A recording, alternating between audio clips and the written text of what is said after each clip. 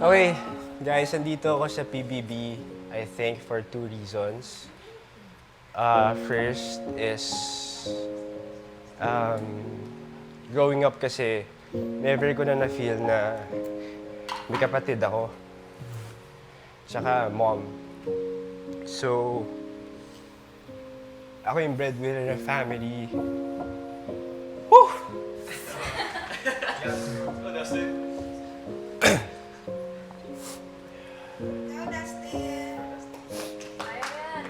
Hormones lang yan. Tapos, ayun, feeling ko dito ko matatagpuan yung mga kapatid and friends, family na pwede kong makasama. Second, feeling ko kasi maaga akong tumanda in life. Parang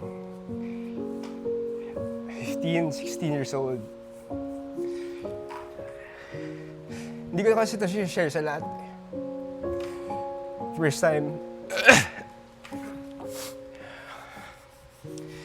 nagtatrabaho na ako, high school pa lang. Galing ako sa Chinese school na private.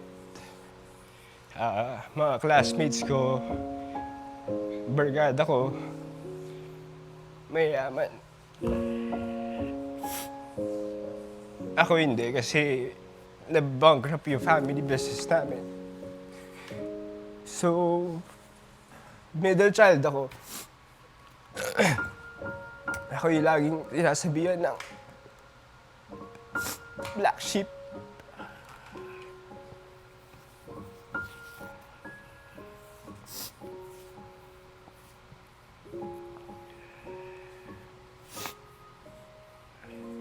Pero ako yung laging nagtatrabaho para sa pamilya.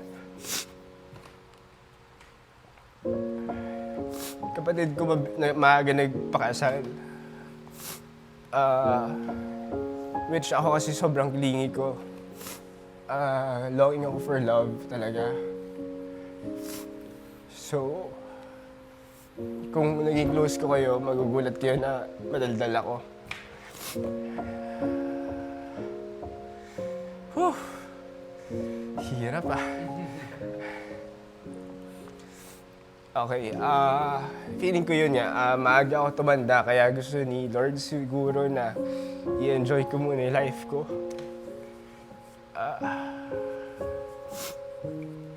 Paano ba nangyari buhay ko? Haba ng pinagdaan.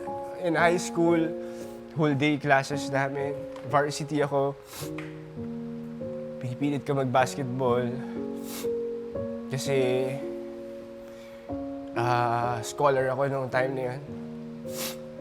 Tapos,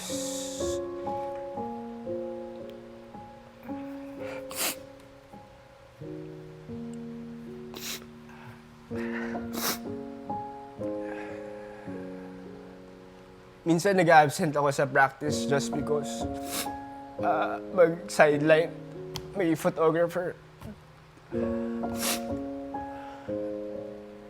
Para may pambaon, may pang lahat. Tapos college, working student.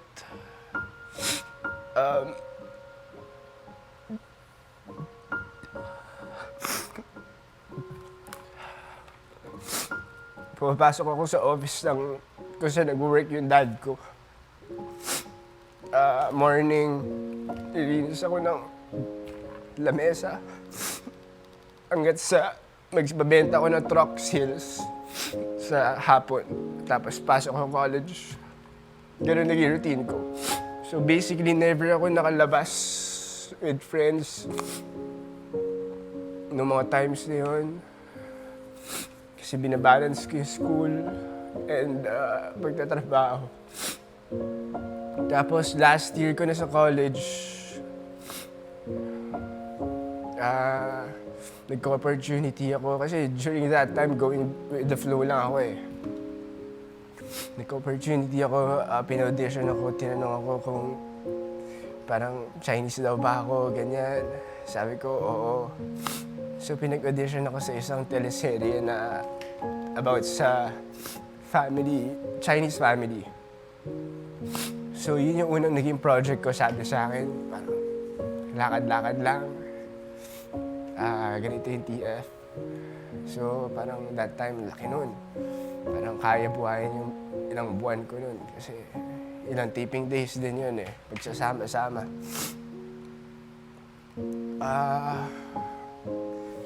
So, doon na nag-start yung journey ko sa pagiging artista. Pero hindi rin siya nagtuloy-tuloy. So, kailangan kong kumayod pa.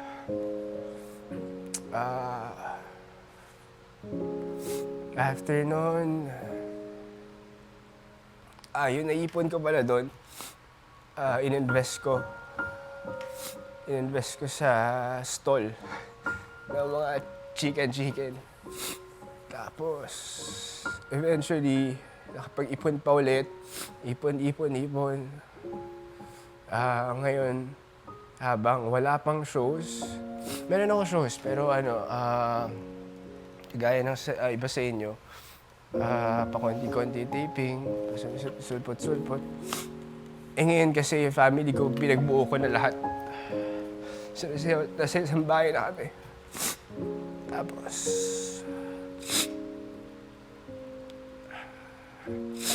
ayun, nakapagtayo ako ng restaurant.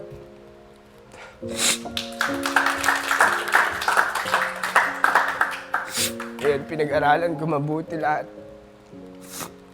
Siyempre, may mga sacrifices. Yung showbiz, hindi ko natutukan masyado. Kasi parang feeling ko, yung showbiz for me is hindi mo makakontrol. Hindi porket kailangan mo, ibibigay sa'yo.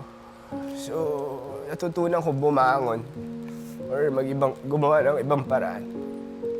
So, nagkaroon ako ng restaurant. Kaka-open lang namin 3 months or 4 months ago. Tapos, ayun. Ngayon, PBB na ako. So, thank you.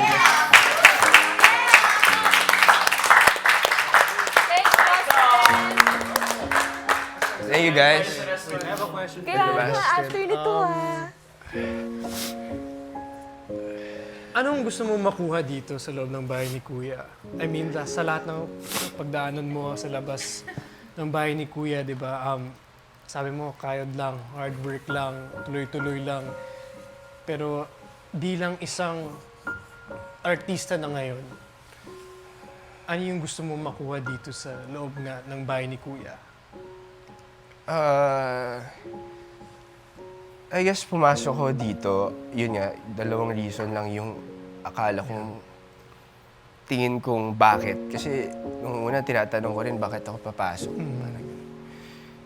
And ngayon na nandito ako, siguro gusto ko ma-explore pa kung ano yung mga hindi ko kayang gawin.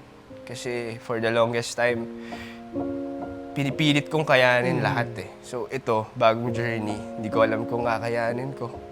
First time kong ganito makasama, mga artista, ganyan. Hindi ko alam rin kung kakayanin ko. Pero I mean, ako just live every day, each day, day by day. So, yun. Amen.